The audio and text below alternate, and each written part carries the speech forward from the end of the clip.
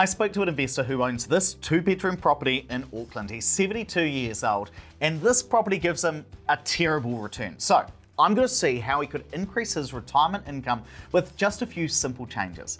I'm Ed, an economist here at Opes Partners, and this is Property Now.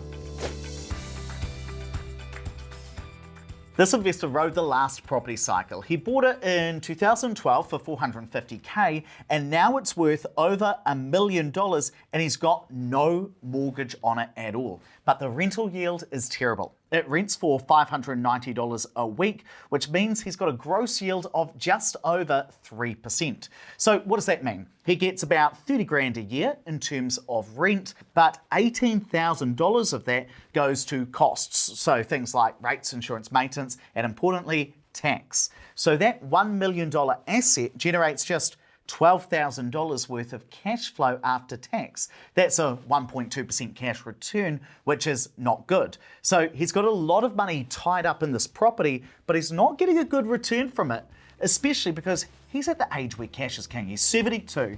It's time to enjoy life. So what else could he do? Option 1 is to invest in a term deposit. Now today, you'll get about 6% on the money you invest with the banks. Now if he sells the property, he doesn't walk away with exactly $1 million. And that's because you've still got to pay the real estate agent, you've got to pay the lawyers, advertising the property, staging, all of that. Now I usually say that's 5% of the sales price. So he might walk away with $969,000 and there's no tax to pay on that. Now, if you bang that into a term deposit, he might get 6%, which is about $58,000 a year. But he still has to pay tax on that because it's income. Now, let's just say his tax rate's 33% because he does work part-time and he gets New Zealand superannuation. Probably a bit on the high side, but let's just go with it. So he'll walk away with about $39,000 a year, which is 3.2 times what he currently gets with his investment property. So massive increase in return from 1.2% cash return to 3.9%.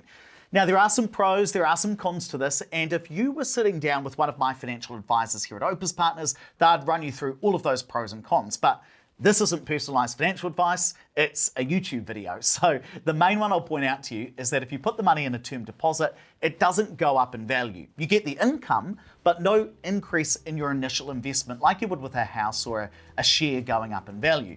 So you might decide to invest in a property instead. Option 2 is to sell up and then buy something like this, a high-yielding dual-key apartment. And this will probably get the same 6% yield that you would with a term deposit, but there are some additional costs that you need to pay. Things like rates, insurance, maintenance, body corp, all of those kinds of things. So the income he gets will actually be less than a term deposit. But there are 3 reasons he might still consider investing in property. The first is that term deposit interest rates are really good today, but all interest rates are likely to come down over the next few years, so the income you get from a term deposit might also go down. Secondly, if interest rates go down, property prices will likely go up, so there might be some capital growth in this apartment as house prices rise. And the third and probably most important for him is that rents tend to go up faster than inflation. So if you live off the rental income from a property, your income is more protected from inflation, at least compared to a term deposit. But this does come with a bit more risk because if you put all your money into a single property rather than invested with a bank, there's less diversification. All your money is in a single property. And if you like learning about property in this really numbers-focused way, and in seeing that in this example, it would give an improvement of 2.2 times his current income, then make sure you hit the subscribe button. We release new videos every Monday and Wednesday. And if you do already subscribe, you'll know there's one more option we've got to talk about. Option 3 is to sell your property and bang the money into a managed fund and then use the rule of 6%. That's where, no matter what, every year you spend 6% of your original money that you started with. Now for you, that's spending about $58,000 a year in today's money.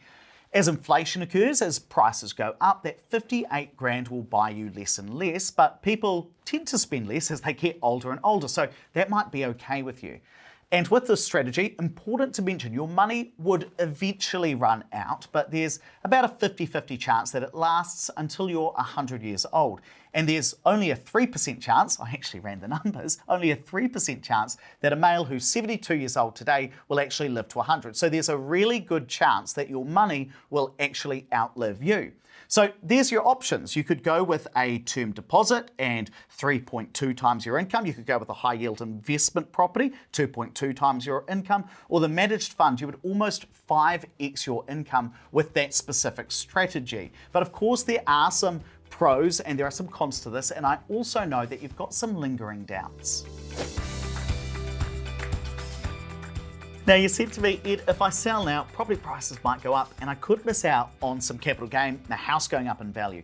And to that, I've got to tell you, don't be so stupid. You're 72. You need to enjoy your life, and to do that, you need some money to spend. Now, you mentioned to me when we talked that you're managing this property yourself, you're sick of the tenants, and you know you can't take your wallet with you when you end up and go to St. Peter's pearly gates. And you even said to me that you regularly ask yourself, what am I doing this for? I've already doubled my money from this. So I'd say, don't waste the rest of your life worrying about making an extra 100K from this property going up in value or not. Because when you pass away, that extra money might just end up going to your kids. And you said that's not a big driver for you. And we'll have a deeper conversation about this with a financial advisor in person. After all, this isn't personalized financial advice, it's a YouTube video. But right now, just remember this. Time for you is probably more important than money. So don't be afraid to sell the property, quit your job if you want to, and really start enjoying your life. The good news is you've got to the point that a whole heap of other investors want to get to. Like I say in my book, Wealth Plan, it's time for you to cross the finish line. And if you're watching this and want to get into the same position as this investor, where you've got some choices later on in life, head to our website, opespartners.co.nz. We help regular Kiwis grow their wealth through new build investment properties.